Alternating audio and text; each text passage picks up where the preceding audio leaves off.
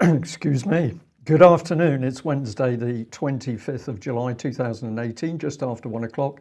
Welcome to UK Column News. I'm your host, Brian Gerrish. With me in the studio, Mike Robinson. Well, as viewers can see today, I've taken precautions. Well, indeed, and necessary precautions, because Britain is in meltdown. This is the front page of the Daily Mail today. It is so hot in Britain today, and it's going to get hotter. Apparently on Friday, it's going to be much hotter. And as a result, GP surgeries have shut down. Hospitals are in absolute crisis point.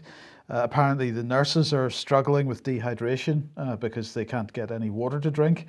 And patients are passing out and vomiting, apparently, according to reports.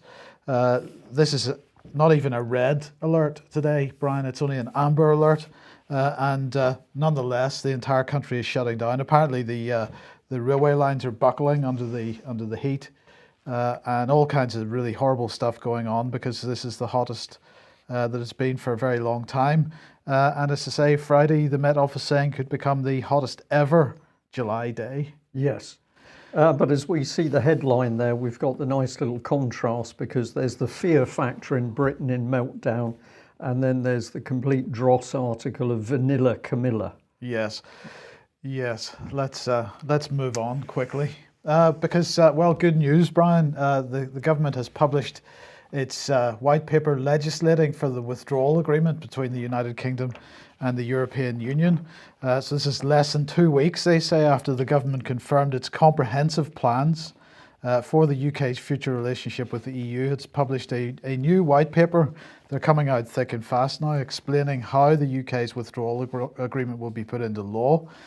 This is going to happen with the EU Withdrawal Agreement Bill, formerly known as the Withdrawal Agreement and Implementation Bill, and that's apparently going to legislate for the major elements of the withdrawal agreement, which is going to be reached with the EU, including issues such as the agreement on citizens' rights and the financial settlement, and the details of a time-limited implementation period. So the EU Withdrawal Agreement Bill will, they say, be the primary means by which the rights of EU citizens will be implemented and protected in UK law. It will amend some parts of the EU Withdrawal Act to ensure that our statute book functions correctly during the time-limited implementation period, whatever that means. And it's going to create a financial authority to manage the specific payments to be made under the financial settlement with appropriate parliamentary oversight. So that's fantastic stuff. Now, this bill was announced in November last year, but it's the first time that the government has given some details, or any details, on how parts of it are going to be made UK law. Well, there you go. What did Dominic Raab have to say? He said the white paper on the EU Withdrawal Agreement Bill, explains the pragmatic approach we are taking to legislating our new withdrawal agreement, including the time-limited implementation period that we agreed with the EU in March. It also provides further certainty at home and in the negotiations that the UK is getting on with the job of delivering a smooth and orderly Brexit, while giving parliamentarians an opportunity to consider the detail of the EU Withdrawal Agreement Bill before it's introduced. We look forward to working with MPs and peers on this crucial piece of legislation, which will give effect to our exit treaty in law. So that's fantastic. That's what Dominic Raab had to say. Theresa May, in very unparliamentary language, but I mean, Margaret Hodge started it. She said, F you, Dominic, I'm in charge.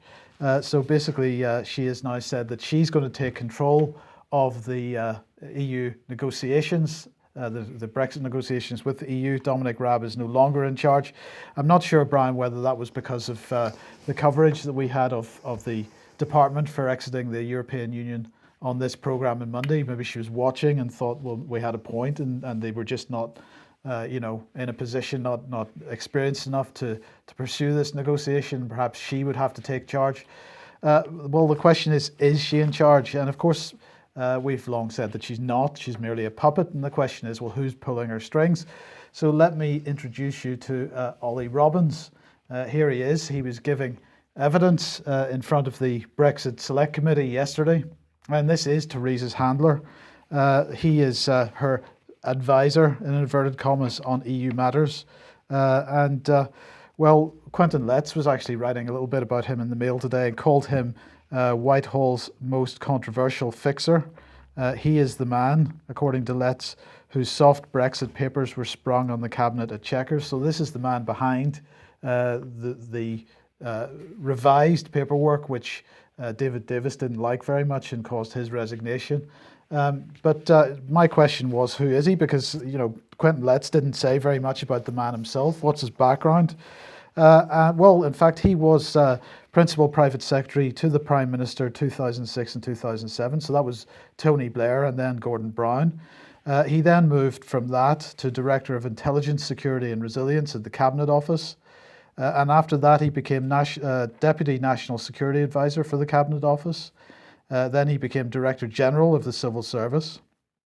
And then he did what seemed to be a backward step, but wasn't, because he became Deputy Permanent Secretary for the Home Office, and then Permanent Secretary for the Department for Exiting the European Union. And then, most recently, he succeeded Oliver Letwin as Theresa May's handler on EU matters in September last year. So that's who this man is. He is the controller of Theresa May, and as I say, he is the architect of the white paper that was sort of published 2 weeks ago. This is the deep state coming to the fore, Mike, isn't it? The dark actors behind the scenes who have been pulling all the strings. These are the people really in charge of the policy. And then you've just got the puppet like Theresa May, who's put in front of the cameras to say what she's supposed to say. This will be the man, I would guess, that's connected in with the international corporations and the banking interests that are driving it. Well, indeed, because at one point he was working for the Treasury. So that's, yes, I think you're bang on the money there, yeah. Well, what do we see out of all this? I think we're looking at more planned chaos. And what's the aim? Well, it's very simple. A nation divided against itself cannot stand. And if you look at things at the moment, utter chaos between the parties in Westminster, nothing works anymore. And ever since we've been involved with the pernicious European Union, this country hasn't been able to focus on its own destiny. But it gets worse because there's trouble now between England and Scotland. Let's have a look at this. This is all over the Scottish Continuity Bill. Apparently the purpose of this Scottish bill is to promote legal certainty by making provision for the continuity within the domestic legal system of existing EU-derived law upon and following withdrawal. So essentially, north of the border, the Scots have said, well, we're going to pass our own bill. And now Westminster's got its knickers in a twist because the Scottish bill doesn't really agree with the Westminster bill. So let's have a look at what Lord Keane, the Advocate General for Scotland, said. Well, this is the setting, really. On the first day of a major legal case on the limits of devolution, the UK's government's top law officer for Scotland argued that Hollywood's Brexit Community Bill cannot stand and must be struck down. Lord Keane, Advocate General for Scotland, told judges at the UK's highest court that legislation passed by MSPs in March following the failure to reach a negotiated settlement over post-Brexit was outside the competence of Scottish Parliament. So the bill impermissibly modifies Westminster's EU withdrawal bill, which transfers European law into British statute. So it's all immensely complicated here, but this is the key statement that we picked up on. The UK Parliament is sovereign and the Scottish Parliament is not. And what is all this really giving us? It's giving us an immensely complicated situation where nobody really seems to know what is actually happening. So if we just move on to the next bit, we can see in the press, we've got UK to stockpile food in the event of a no-deal Brexit. So this has come out of the Scotsman. Is this an attempt from north of the border to stir up the fear factor and stir up more trouble? No, I don't think it is, because I think you're just about to come on to the other aspect of this. Okay, well, we'll bring it up on screen then. We've got this one, Matt Hancock, one of your favourites. Any responsible government needs to prepare for a range of outcomes, including the unlikely scenario of a no-deal Brexit. Since I've arrived in the department, I've asked this work to accelerate. This includes the chain of medical supplies, vaccines, medical devices, clinical consumables, blood products, and I've asked the department to work up options for stockpiling by industry. So this is absolute Project Fear. Without the EU, Britain is going to collapse and all of our medical systems are going to fall apart, according to Matt Hancock. And if we come back to Dominic Raab, he had this to say: if one party fails to honour its side of that overall bargain, this is the EU withdrawal, of course, there will be consequences for the deal as a whole, and that includes the financial settlement. It would be wrong to describe it as the government doing stockpiling. Oh, he's apparently not talking to Matt. It would be wrong to describe it as the government doing stockpiling, but added, we will look at this issue in the round to make sure that there is an adequate food supply. So the government's not sure if it's stockpiling or not, even though we've got a minister saying it's stockpiling, but we're going to starve if we come out of the EU, apparently. Well, I'm going to die from lack of medical material. Yeah, so Project Fear, I think, is the key bit. Well, let's stick with the Project Fear because, of course, Novichok 2, the sequel, moves on, and ITV News last night had an interview with Charlie Rowley, one of the two people that was apparently affected by the most recent, quote, Novichok event. So let's have a look and see what he had to say. He said it was a 3x3 box that he found, about half an inch thick, which contained a glass bottle which you had to remove from a cellophane wrapper, put the pump dispenser on the bottle. And so what he has done here is set the scene whereby it wasn't just a bottle that was found on the ground in Salisbury. It was actually a sealed box, a new item, brand new, which he opened and discovered a bottle inside cellophane wrapper, which he had to open in order to take the bottle out, and then he had to put the pump dispenser on the bottle. And as a result, he said he ended up getting some on his hands, but he washed it off under the tap. Now, he said that his memory was affected by everything that's happened to him over the last few weeks, but he said he did have a memory, or does have a memory, of his partner spraying it on her wrists and I guess rubbing them together. And then he said within 15 minutes, I believe, Dawn said she felt she had a headache and asked me if I had any headache tablets.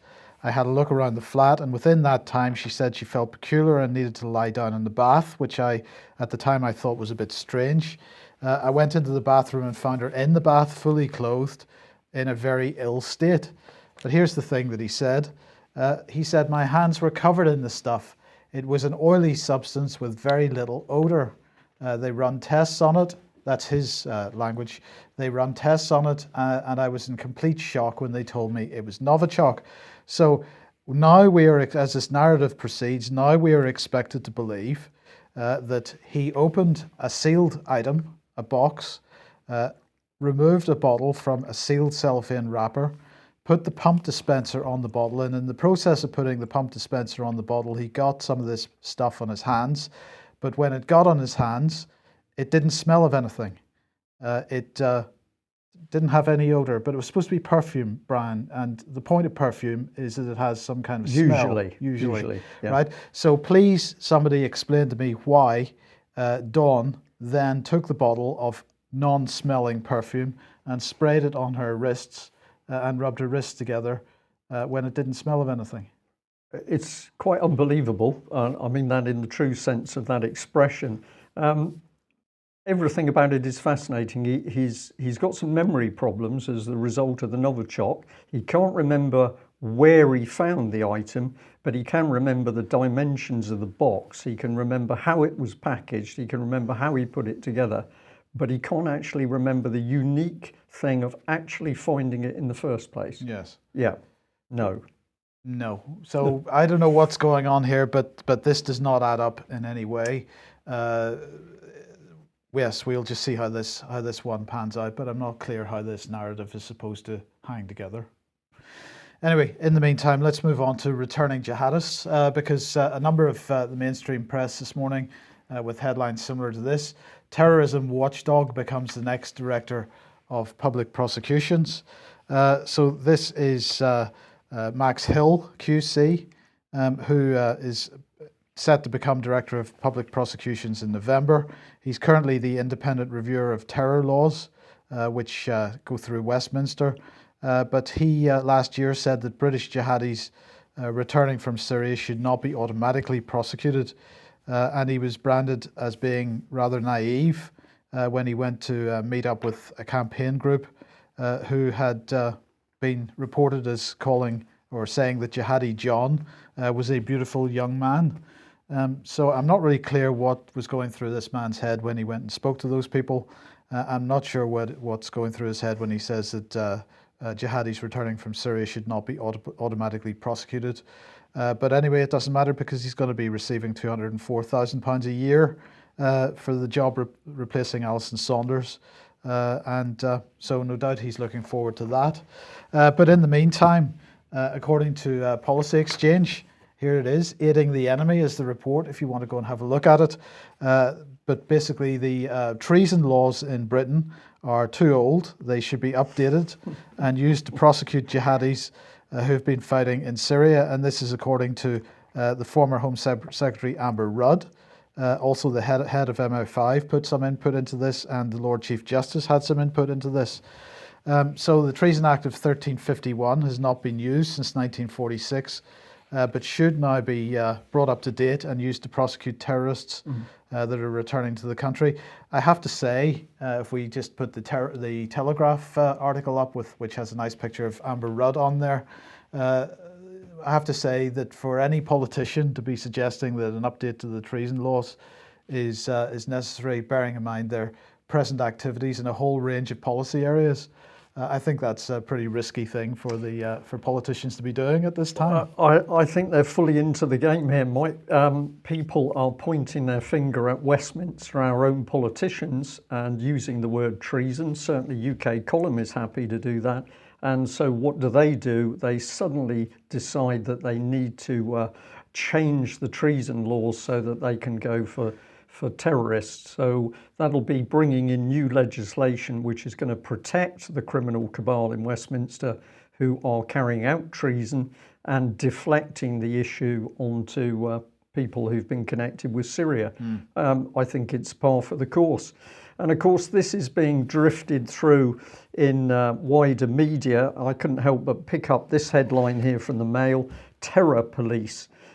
So that's a UK Column red line in there, but Terror Police boost MP security after she's accused of racism by activists for condemning the grooming of girls by Asian sex gangs.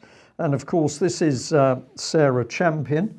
The headlines, the sub-headlines here says, Labour MP for Rotherham was accused by activists of industrial-scale racism.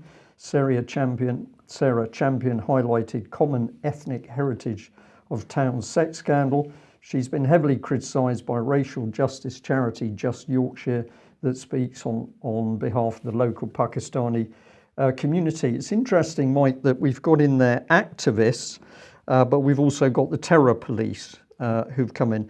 Now, apparently she's had some death threats, so if that is true, obviously that is not very nice and needs to be dealt with, but it's amazing how we suddenly get terror police coming into this article. Well, what did she have to say? This is what she said. Britain has a problem with British Pakistani men raping and exploiting white girls. There, I said it. To which we can say, you're absolutely right, Sarah Champion, except you are not having a look at what's going on in the wider context. So she's had to partly apologise for that remark, because of course the Pakistani and Asian community is saying, but it's not all of us. And she's now apologised and backtracked. So it would appear that Sarah Champion has at least had to think about what she's talking about, even though we know that Pakistani and Asian men have been involved in the rape and grooming of white girls.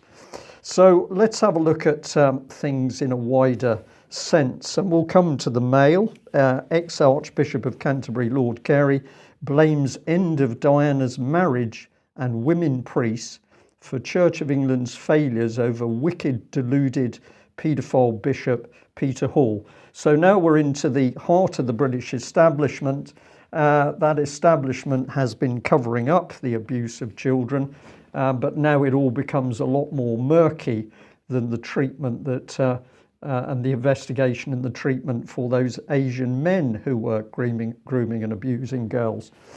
So how does this develop? Well, Mr. Carey has been giving evidence to the independent child abuse inquiry. Let's have a look at this little bit. Lord Carey resigned as honorary assistant bishop in the Diocese of Exeter in 2017 after an inquiry found he delayed a proper investigation into, this is another bishop, Ball, his crime for 2 decades by failing to pass information to the police. So we've got a very senior member of the Church of England who fails to pass information to police, thereby allowing a colleague to escape prosecution for what turned out to be very serious offences. But this is the Church of England. This is part of the state apparatus. We're not talking about Asians in this particular case. He goes on to say this: I want to say that if I were to do it now, I think I would do it in a number of different ways with hindsight. We did not have safeguarding procedures in place then. One thing I could have done is to set up an action committee to delve into matters more individually as well. A lot of waffle here, Mike, and this is because, as we're going to see, actually everything rested on the shoulders of this man, and he certainly didn't take the correct action. Yeah, because I mean, any time you become aware of a crime, the first thing you do is set up a safeguarding procedure. You don't report it to the police first. Not if you're Church of England. No. And remember, Pin Down, the book Pin Down, which we've mentioned before, it's also known by the name Trust Nobody or Trust No One, where you can read about horrific abuse of girls within the Church of England. But let's carry on here. He said this: he's referring to safeguarding training, is one of the things, if maybe I was more aware of things happening in society, maybe I should have done, but I was not aware. Does this sound like a man struggling, Mike? It certainly does to me. And he said this: all of us pre-Jimmy Savile had no understanding that those people in influence and power can have a really negative and evil effect on the lives of others, and this has gone on in the church from time to time.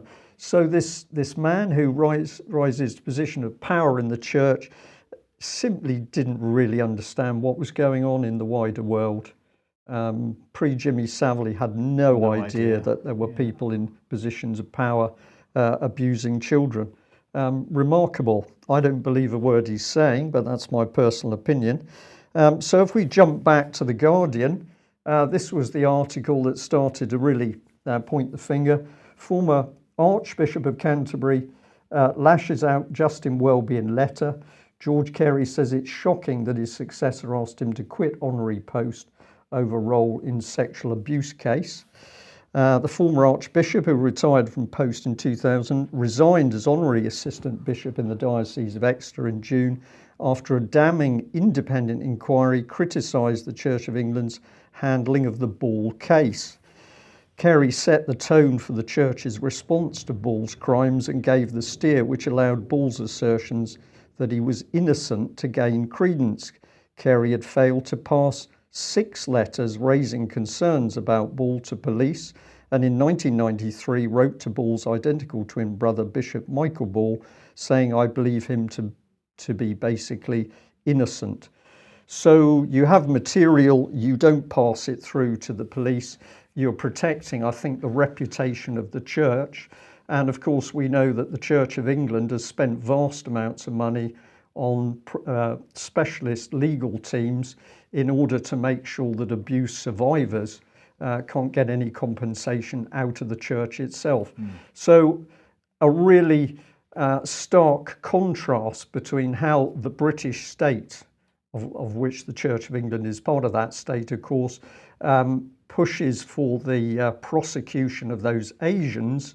But when we start to look inward to what's happening in the state system itself, all of a sudden it becomes very, very vague, and people may have made a few mistakes, but not to worry. Prince Charles, of course, Another one who, far from volunteering the information he had on this case, has to bring in his legal team to make sure that he can obfuscate the information that he puts forward. And what is the effect of all this? Well, the effect is that where we have white girls abused by white members of the British community, they're simply locked up in prison to make sure that Westminster and the wider establishment is protected. I'm going to say thank you very much to the lady who sent this in. Here's details for Chris Leslie. And Chris Leslie MP is Melanie Shaw's MP. Melanie worked for him at one point, and here he is, of course, glad handing her. But when she's in when she's in prison as an abuse survivor, suffering in truly horrible circumstances, Chris Leslie seems not to lift a finger for her. If this upsets our viewers and listeners as much as it does us, here's his email, telephone number and address. Perhaps you might like to write to him. As we always say, politely, in a reasonable way, but being quite forceful. Has this man actually done anything for Melanie Shaw and Willie? And we'll ask the same question of Nottingham Police Commissioner Paddy Tipping. Here he is, also glad handing Melanie Shaw. What has this man really done for Melanie? My opinion is not a lot.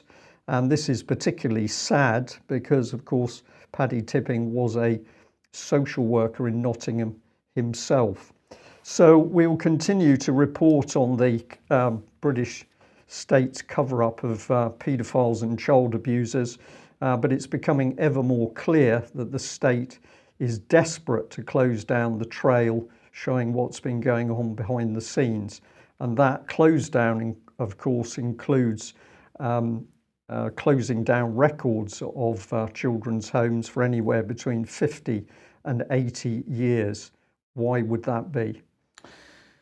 Okay, good news, Brian. The government is supporting each and every child and young person to fulfil their potential by transforming mental health services in the country. Hundreds of new mental health workers will start working in and near schools and colleges from next year. Schools and colleges will train a dedicated mental health lead to ensure that young people get the help they need. And the first teams will begin working in schools and colleges in trailblazer locations by the end of 2019. So this is fantastic news. Apparently 8,000 counsellors are going to go into schools to protect, well, what some mainstream media were calling a generation crushed by digital pressures. So this is all about dealing with children that are getting involved in unhealthy online behaviours. And who's behind this? Well, of course, is the illustrious Matt Hancock. Here he is, the Health and Social Care AI bot. And he's urging parents and also technology companies to do more to protect the young from the pressures of social media. And how's he going to do that? How are they going to do that? Well, apparently, when he was speaking to the BBC Newsbeat, the sort of teenage news service this morning, he said there needs to be more use of apps in the National Health Service. So we've got to do loads more in that area. The use of technology and apps is the way to do it. So this is a quote from him. One of the things I've done in different parts of government is to make sure it's more tech savvy and digital. Well, when he was speaking to me earlier, I'm being slightly sarcastic here, he said, we need more apps. How else can we maintain the business model? Because, of course, he has his own app. He promotes his own app. And if we have more apps, we can have more apps on children's phones, and therefore children can suffer more mental health issues, and then they can put more people into schools to deal with those mental health issues, and then they can produce more apps, and then they can have more apps on people's mobile phones, and then they can have more people into schools to help with these problems. It's a fantastic business model, and for the taxpayer it's a great deal, and I must applaud Matt Hancock for his brilliant business head there. It gets even better, Mike, because we understand that Westminster's now got an online game targeted, of course, at children. So a child can log into that particular site and experience what it is like to be an MP, waking up and having coffee and toast while you answer emails, and you then follow through your day with a game generating what happens. So we will cover some of that tomorrow. It is truly outstanding that in 2018, with all the problems that we've got, you can now play at being an MP, and presumably while children play that game to be an MP, it's helping to make them mentally ill. Yes, right. Well, even better news. Gavin Williamson was meeting the Emir of Qatar yesterday at Horse Guards yesterday. So there he is on screen. It's all looking very impressive. This is all about joint UK-Qatar Typhoons, apparently. So this is part of a multi-billion-pound contract to supply Qatar with 24 Typhoon aircraft, 9 Hawk T2s. But Number 12 Squadron of the RAF will integrate Qatari personnel, including pilots and ground crews from 2019. And the personnel will be initially stationed at RAF Coningsby and then in Qatar, undertaking a package of training and cooperation with UK personnel. It represents, the government says, a unique initiative, and not since the Second World War and the Battle of Britain has the RAF formed a squadron with another nation. So the joint squadron will provide the Qatari Air Force with valuable experience operating these aircraft and speed up their preparation for the first Typhoon to be delivered in 2022. The two countries, they say, share mutual interests in countering violent extremism, ensuring stability in the region, and this formation will further reinforce these ties by helping to prevent terrorism from spreading and protecting the prosperity and security of the UK at home. Not quite sure how it's going to do that, but there you go. Gavin said Qatar remains a close and important friend to the UK, and it's the only nation with which we have a joint squadron. So I suppose from a geopolitical point of view, Brian, this is a pretty shrewd move. Not so soft British power, no. I would say. But we can't trust Gavin Williamson because of things like this. So here's an apology on screen. The Ministry of Defence has conducted a detailed examination of the errors made and has taken robust measures to ensure that an oversight such as this does not occur again. Now, what is all this? Well, basically, we've been giving more military equipment away. We were having a chat about that yesterday, but this one is about the provision of equipment to the Jordanian armed forces, and it's around the provision of equipment and infrastructure worth 13.3 million to the Jordanian armed forces over the period 2015-17. Given as a grant in kind. This means that we were giving this stuff away, but nobody bothered to tell Parliament about it. And somebody found out, so questions have been asked, and this is the rather crass apology. So, as we're consistently saying on UK Column, we don't have any form of democratic government. We have a cabal of people behind closed doors. They might decide to attack a country overseas, to drop bombs, to put British military forces in overseas countries, none of which is debated publicly in Parliament. We can give away military equipment overseas as a gift. We haven't got any money at home, of course, but these individuals can decide behind a closed door what they want to do. What do we see in this example? We see the power of exposure, because the moment we know what's going on and ask the right questions, obviously Gavin had to come scuttling in to apologise for the fact that Parliament's been deceived. Well, don't worry too much, because we haven't given all of the Royal Navy away. The Mail again here, apologise for that, but I couldn't resist this one. HMS Sabre chases Spanish warship from Gibraltar waters as tourists watch amid growing Brexit tensions. Now, if you're not sure, just under that banner headline, you can see a fairly reasonable sized warship, a frigate, I would guess it is. That's the Spanish ship. And then right at the bottom of the picture, looking something like a toy speedboat, which is, of course, what it is HMS Sabre. But this article is based on absolutely nothing of any real substance, because in the article it says, well, actually what occurred, which is the Spanish warship drifted into what's technically Gibraltar, British territorial waters. This is something that happens from time to time and nobody gets too excited. But the Mail bigged this up, made a very big thing of Sabre going out and chasing off this naughty Spanish warship. And if you want to know how aggressive it could have got, well, apparently Sabre could have fired some flares at the Spanish ship, Mike. So not to worry, because we've clearly got a military, and hopefully that military is going to be able to deal with those nasty Russians. And that probably brings us in nicely to this article by The Guardian. I found this just fascinating. Here we are, the headline: Vladimir Putin's Russia is a creaking ship. Yeah, okay, we'll leave Sabre out of it. Don't fall for the propaganda. And then they say, in fact, there are three Russias. The first is Putin's Russia, built on an oligarchic power structure and its massive propaganda machine. The second is the average man's Russia, with its many facets, but also its common problems. The third is the professional elites and upper middle class who benefited from the economic boom of the 2000s and now have much to lose. And Mike, as I read this, I thought this is remarkably similar to Theresa May's Britain,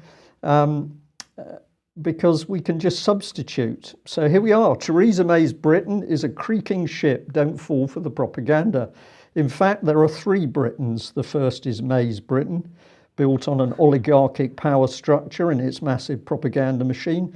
The second is the average man's Britain, with its many facets, but also its common problems. The third is the professional elites and upper middle class who benefited from the economic boom of the 2000s and have much to lose. But I couldn't resist it, because it actually went on and said, in today's Russia, it takes courage to expose manipulations and debunk some of the myths attached to Putin's popularity.